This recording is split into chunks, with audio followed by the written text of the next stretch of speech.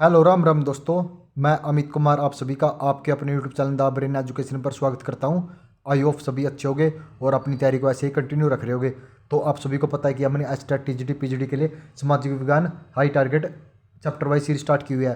तो जिसमें सबसे पहले हम 10वीं क्लास की सामाजिक विज्ञान कर रहे हैं। आज आपका टॉपिक रहेगा लोकतंत्र की उपलब्धियाँ। मोस्ट इंपॉर्टेंट टॉपिक रहेगा। अगर आपने इस टॉपिक को बहुत ही अच्छे से कर लिया ना भाई, मैं गारंटी देता हूँ इस टॉपिक से 2 क्वेश्चन पक्के आपके एग्जाम में पूछे जाएंगे। सिर्फ हम करेंगे 70 से 80 क्वेश्चन। 70 से 80 क्वेश्चन से मैं गारंटी लेता हूँ कि 2 क्वेश्चन आप ना इसको रिकॉर्ड भी कर सकते हो, स्क्रीनशॉट ले सकते हो कि सर आपने बोला था कि 2 क्वेश्चन पक्के आएंगे। अगर नहीं आए तो भाई आप ना इसको स्क्रीनशॉट कर लो या कुछ भी रिकॉर्ड कर लो।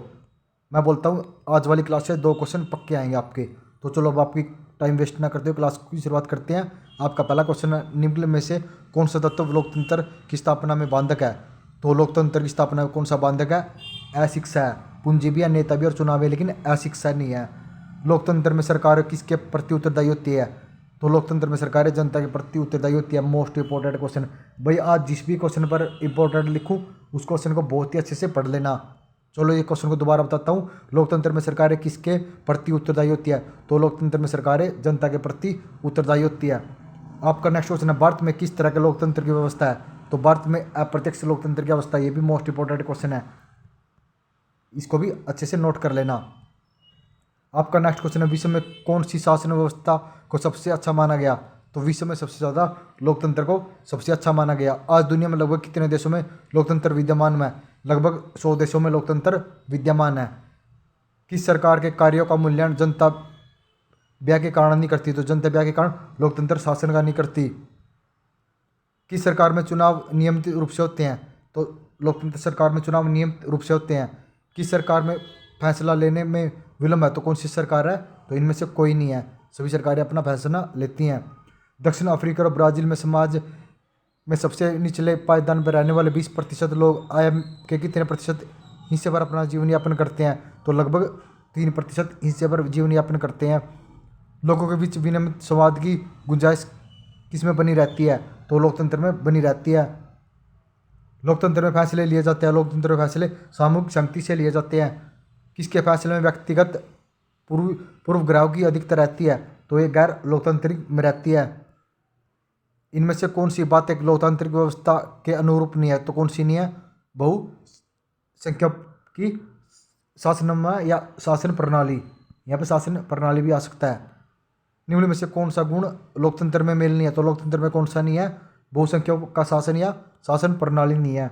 लोकतंत्र क्या है? लोकतंत्र एक राज्य राजनीतिक व्यवस्था है। ये भी मोस्ट इंपॉर्टेंट आज का अपना तीसरा इंपॉर्टेंट क्वेश्चन। निम्न में से कौन सा कारक लोकतांत्रिक शासन व्यवस्था के अनुरूपी है? तो कौन सा अनुरूपी है? विधनता में समझिए, लोगों का शासन, उत्तरदायी शासन व्यवस्था। तो यह व्यवस्था उपरोक्त सभी आ जाएगा। निम्न में से किस देश में लोकतंत्र की स्थापना अभी तक नहीं हो चुकी? तो कौन से देश में नहीं हो चुकी? म्यांमार में अभी तक लोकतंत्र की स्थापना नहीं हो चुकी। वर्तमान समय में किस शासन व्यवस्था में सार्वजनिक लोकप्रिय माना गया? तो वर्तमान में लोकतंत्र को सबसे लोकप्रिय माना गया। निम्न में से कौन सा कथन लोकतांत्रिक शासन पद्धति के संदर्भ में सही नहीं है? तो कौन सा नहीं है? इनमें से तीव्र आर्थिक विकास दर नहीं है। राजनीतिक जागरूकता भी है, लोकतंत्र का विश्वास भी है और वेदांतों की समझ भी है। निम्नलिखित कथनों में लोकतंत्र के मूल्यांकन के लिहाज से कौन सा कारक लोकतांत्रिक व्यवस्था के अनुरूप नहीं है? तो कौन सा नहीं है? बहुसंख्यकों में तानाशाही। तानाशाही लोकतांत्रिक व्यवस्था में नहीं है। कौन सा नहीं है? तानाशाही नहीं है। कानून, गरिमा और निष्पक्ष चुनाव ये तो है ही है, लेकिन तानाशाही नहीं है। निम्न में से कौन सा कारक लोकतंत्र की उपलब्धियों के मार्ग में बाधक है? तो कौन सा मार्ग है? आर्थिक असमानता है। निम्नलिखित में से कौन सा कारक लोकतंत्र उपलब्धियों के प्रति आवश्यक है? तो कौन सा है? आर्थिक समृद्धि और विकास। अगर विकास होगा ना तभी लोकतंत्र को माना जाता है। लोकतंत्र में चुनाव में भाग लेने और उनके प्रतिनिधियों को चुनाव का अधिकार किसे है? तो यह अधिकार जनता को है।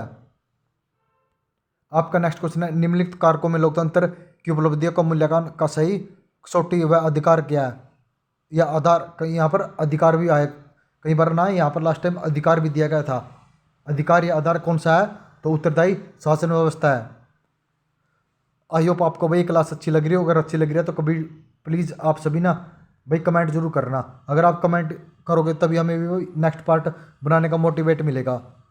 ये तो आप सभी ना खुद बोलते हो, आप देखते हो ना लाइब्रेरी में बैठे रहते हो, आपको भाई मोटिवेट कहाँ से मिलता है? एक एक दूसरे को देख के कि वो पढ़ रहा है वो पढ़ रहा है, भाई हम भी, हमें मोटिवेट कब मिलता है?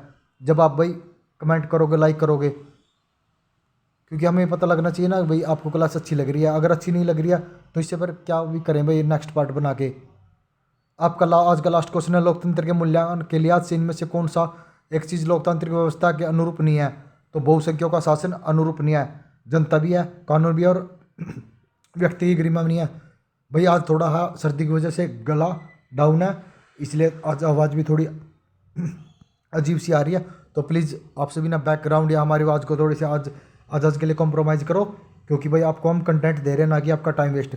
आपको पता ही है आज की क्लास 6 मिनट की क्लास है, 6 मिनट में आपके 25 क्वेश्चन हो गए, और ये इतने इंपॉर्टेंट है। अगर आपने 25 क्वेश्चन कर लिए, 25 क्वेश्चन से 1-2 क्वेश्चन पक्के आ जाएंगे। और बने रहिए हमारे साथ, नेक्स्ट वीडियो जल्दी अपलोड की जाएगी। जय हिंद, जय भारत, वंदे मातरम।